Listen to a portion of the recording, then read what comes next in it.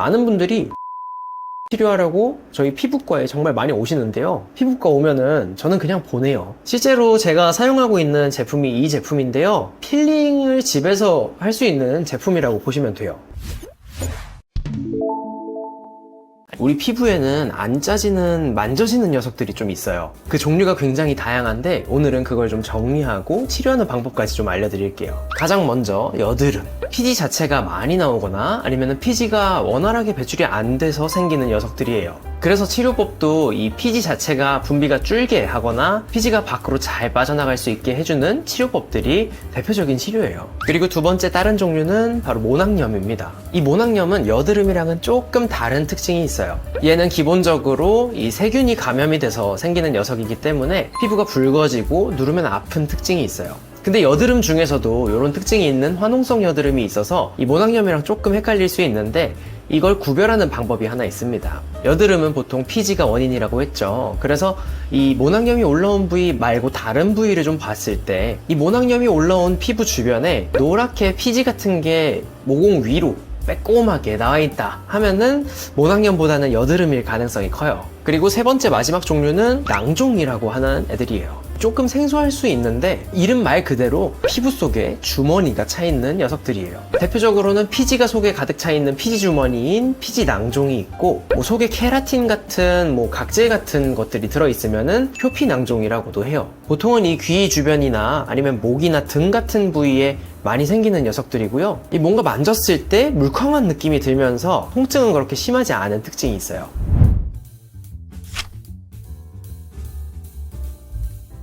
종류를 알았으니까 대체 왜 생기는지, 생기는 이유를 조금 간단하게 핵심만 짧게 알려드릴게요. 크게 4가지 정도 원인이 있는데요. 피지, 각질, 세균, 마지막 호르몬, 이렇게 4가지가 있습니다. 첫 번째 원인, 피지부터 알아볼게요. 피부 구조를 간단하게 좀 띄워드리고 설명을 드릴게요. 우리 피부에는 피지선이라고 하는 피지 공장이 있어요. 이 공장이 어디 있냐면 우리 모공 밑에 모낭이라는 얇은 주머니가 있는데 그 주머니 옆에 피지선이 붙어 있습니다. 우리가 며칠 동안 머리 안 감으면 머리가 떡지고 이런 것도 바로 피지 공장에서 피지가 머리 쪽으로 윤기를 내보내기 때문에 생기는 건데요. 건강한 피부에서는요, 이 피지가 원활하게 만들어지고 모낭을 통해서 모공으로 피지가 밖으로 원활하게 빠져나가기 때문에 피지가 고이거나 이런 현상은 없어요. 근데 뭔가 일종의 문제가 있어서 이 피지가 과하게 나오거나 아니면 피지가 나가는 길이 꽉 막히면은 여드름 같은 트러블이 생기게 되는 거죠. 여러분, 이거 약간 딴 얘기이긴 한데 퀴즈 하나 내드릴게요. 여드름에 떡국이 안 좋을까요? 아니면 고구마 튀김이 안 좋을까요?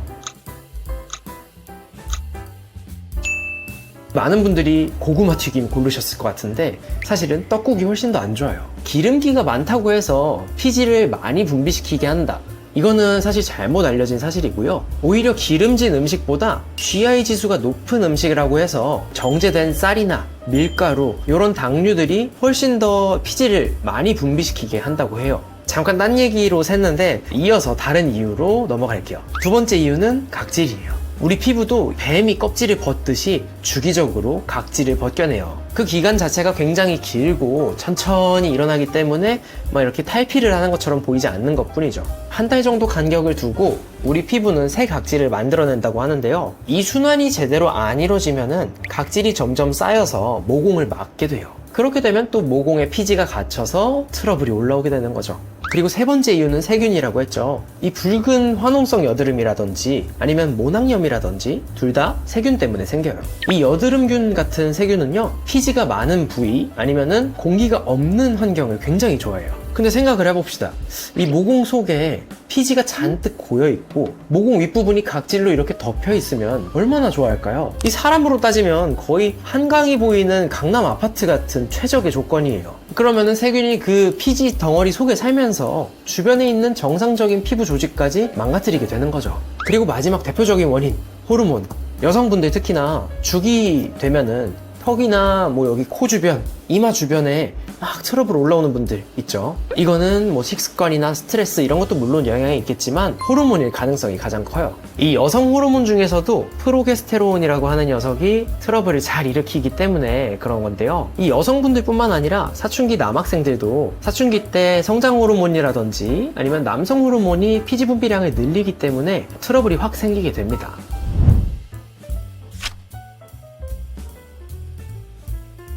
근데 저도 이렇게 중고등학교를 거치면서 트러블이 정말 많이 올라와서 스트레스 많이 받았었는데요. 이거를 매번 올라올 때마다 피부과를 가서 치료를 받자니 너무 시간도 아깝고 귀찮고, 그리고 그 비용도 또 한두 푼이 아니잖아요. 그래서 오늘은 그런 분들을 위해서 집에서 할 수 있는 치료 방법이라든지 가성비가 좀 좋은 방법들을 모아서 소개를 해드릴게요. 트러블 초기에 이게 악화가 되기 전에 할 수 있는 방법부터 트러블이 악화가 되고 어느 정도 만져지는 상태에서도 할 수 있는 방법까지 소개해 드릴게요. 우선 첫 번째 방법입니다. 그냥 두세요. 응?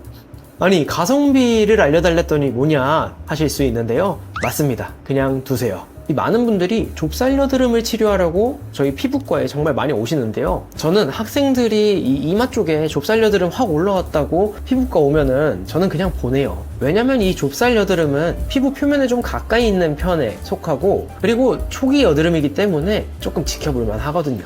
근데 또 무조건 다 치료하지 말라, 이거는 아니에요. 조심해야 될 게 있어요. 이 좁쌀 여드름이 올라오는 범위가 너무 지나치게 넓거나 아니면 붉어지고 이렇게 누르면 아픈 증상이 서서히 보이기 시작하면 그때는 바로 치료하셔야 돼요. 그리고 두 번째 방법은 필링제.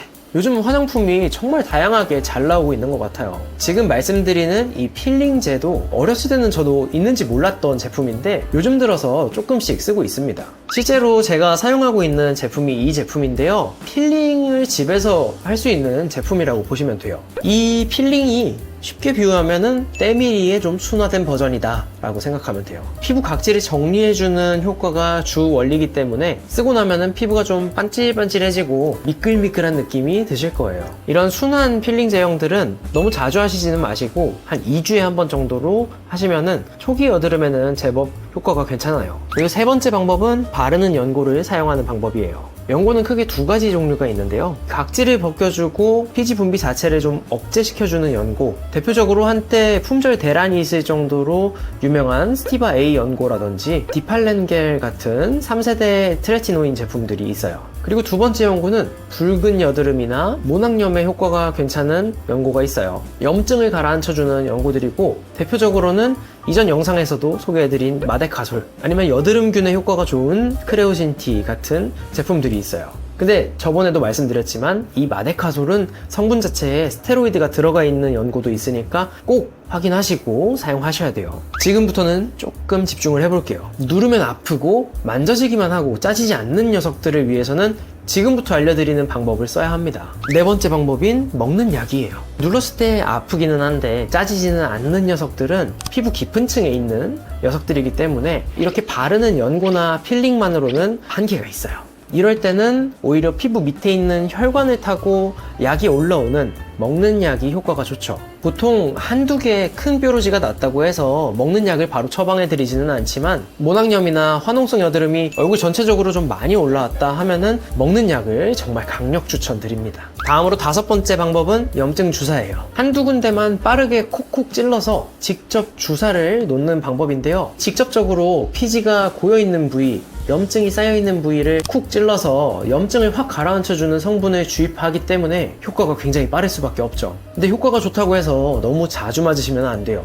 이게 일주일에 한 번 이상 똑같은 부위를 계속 맞게 되면 피부가 움푹 패일 수도 있으니까 그 점은 꼭 유의해주세요. 이 염증 주사는 피부과에서 받으실 수 있는 시술이고요. 가격도 한 번 받는데 거의 국밥 한 그릇 정도 가격이면 받을 수 있어서 가성비 좋은 시술이라서 같이 소개해드렸어요. 그리고 마지막 치료 방법은 수술이에요. 뭐 피부 밑에 트러블 올라왔다고 수술을 하냐 하실 수 있는데, 이거는 조금 예외적인 방법이에요. 아까 소개해드린 여러가지 피부 밑에 만져지는데 짜지지 않는 녀석들, 그 중에서 낭종을 치료할 때는 수술을 해야 합니다. 이 낭종은 피부 밑에 있는 주머니 자체를 완벽하게 밖으로 꺼내야지 완치가 되기 때문에 그런데요. 심지어 이 낭종은 자꾸 손으로 만져진다고 해서 만지다 보면은 손 타고 세균이 들어가서 감염이 되기도 하고요. 크기도 웬만하면은 저절로 줄어들지 않는 특징이 있어서 초기에 작을 때 수술적인 방법으로 그냥 째서 주머니를 꺼내는 걸 추천드려요. 크기가 작을 때 피부를 열어야지 흉터도 거의 안 남고 깨끗하게 아무니까 웬만하면 초기에 받는 게 낫겠죠.